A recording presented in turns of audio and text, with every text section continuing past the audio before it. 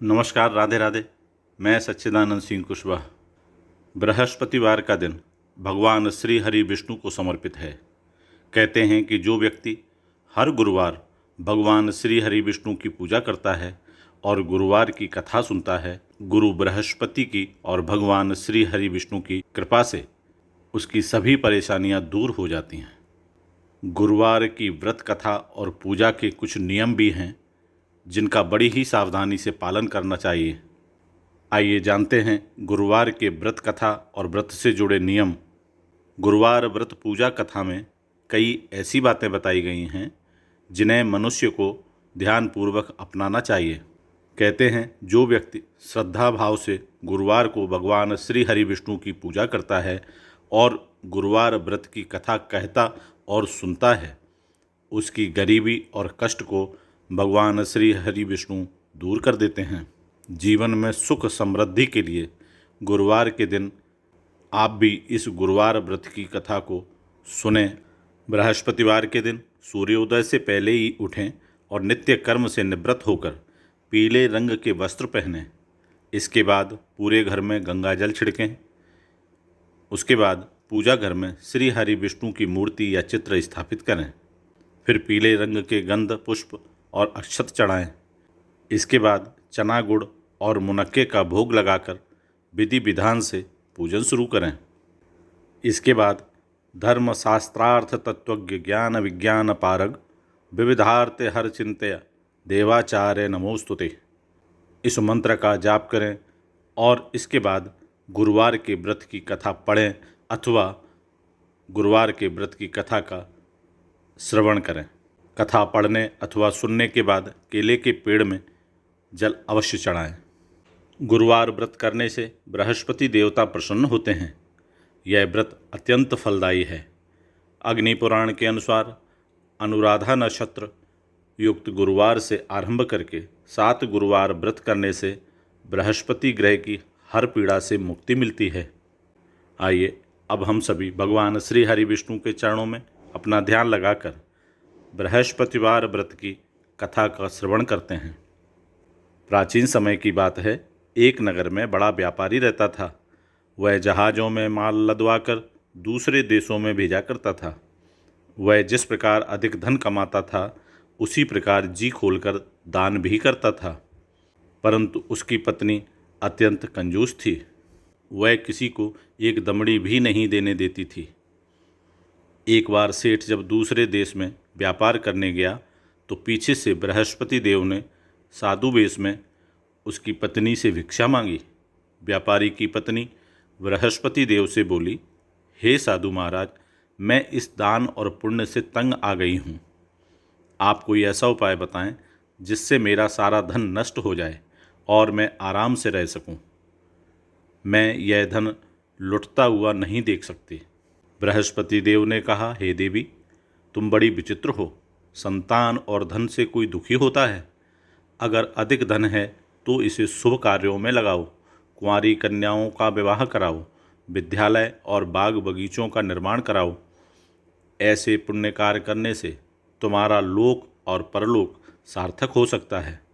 परंतु साधु की इन बातों से व्यापारी की पत्नी को खुशी नहीं हुई। उसने कहा, मुझे ऐसे धन की आवश्यकता नहीं है जिसे मैं दान में दे दूं। तब बृहस्पति देव बोले, यदि तुम्हारी ऐसी इच्छा है तो तुम एक उपाय करना। 7 बृहस्पतिवार घर को गोबर से लीपना, अपने केसों को पीली मिट्टी से धोना, केसों को धोते समय स्नान करना, व्यापारी से हजामत बनाने को कहना, भोजन में मांस मदिरा खाना, कपड़े अपने घर धोना। ऐसा करने से तुम्हारा सारा धन नष्ट हो जाएगा। इतना कहकर बृहस्पति देव वहाँ से अंतर्ध्यान हो गए। व्यापारी की पत्नी ने बृहस्पति देव के कहे अनुसार 7 बृहस्पतिवार वैसा ही करने का निश्चय किया। केवल 3 बृहस्पतिवार बीते थे कि उसकी समस्त धन और संपत्ति नष्ट हो गई और वह परलोक सिधार गई। जब व्यापारी वापस आया तो उसने देखा कि उसका सब कुछ नष्ट हो चुका है। उस व्यापारी ने अपनी पुत्री को सांत्वना दी और दूसरे नगर में जाकर बस गया। वहाँ वह जंगल से लकड़ी काट कर लाता और शहर में बेचता। इस तरह वह अपना जीवन व्यतीत करने लगा।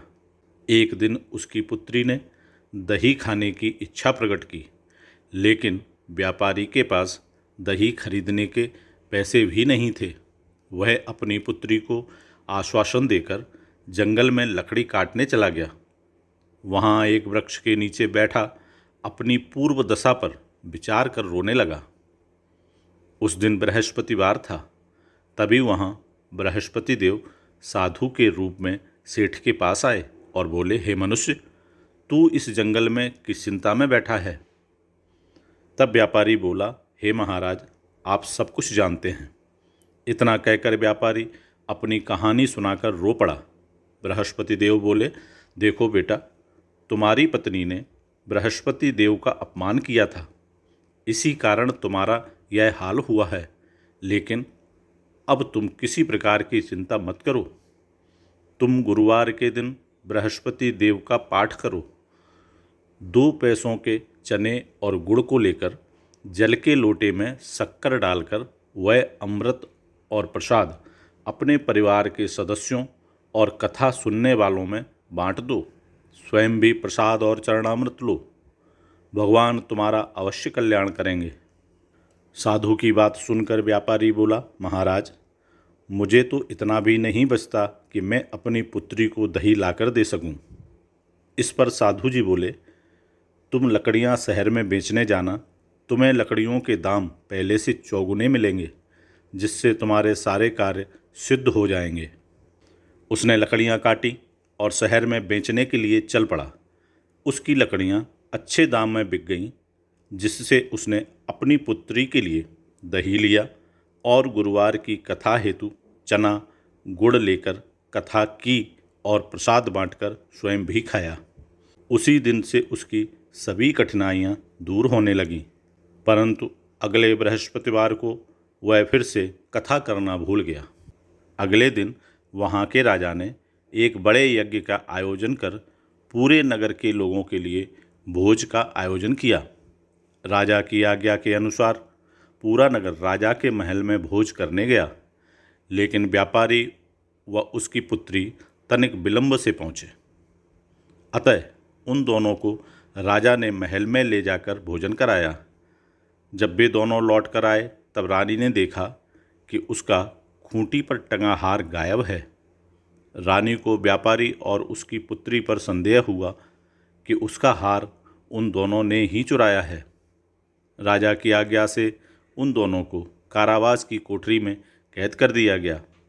कैद में पड़कर दोनों अत्यंत दुखी हुए। वहाँ उन्होंने बृहस्पति देवता का स्मरण किया। बृहस्पति देव ने प्रकट होकर व्यापारी को उसकी भूल का आभास कराया और उन्हें सलाह दी कि गुरुवार के दिन कैद खाने के दरवाजे पर तुम्हें 2 पैसे मिलेंगे। उनसे तुम चने और मुनक्का मंगवाकर विधिपूर्वक बृहस्पति देवता का पूजन करना, तुम्हारे सब दुख दूर हो जाएंगे। बृहस्पतिवार को कैद खाने के द्वार पर उन्हें 2 पैसे मिले। बाहर सड़क पर एक स्त्री जा रही थी। व्यापारी ने उसे बुलाकर गुड़ और चने लाने को कहा।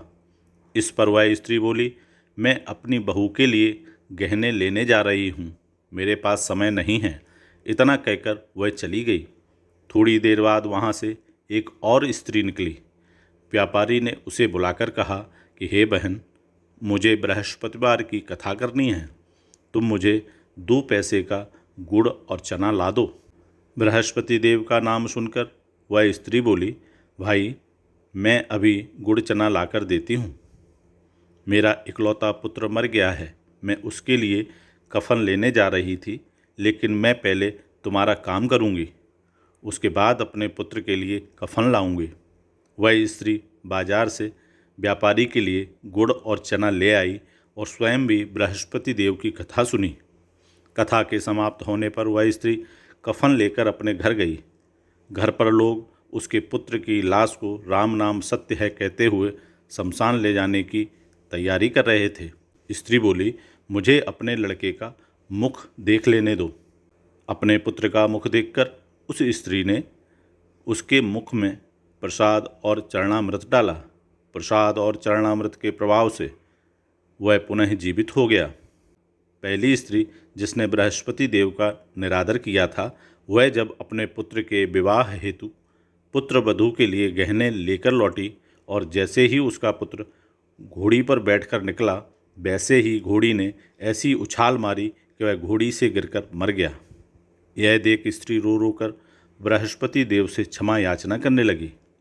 उस स्त्री की याचना से बृहस्पति देव साधु वेश में वहाँ पहुँचकर कहने लगे, हे देवी, तुम्हें अधिक विलाप करने की आवश्यकता नहीं है।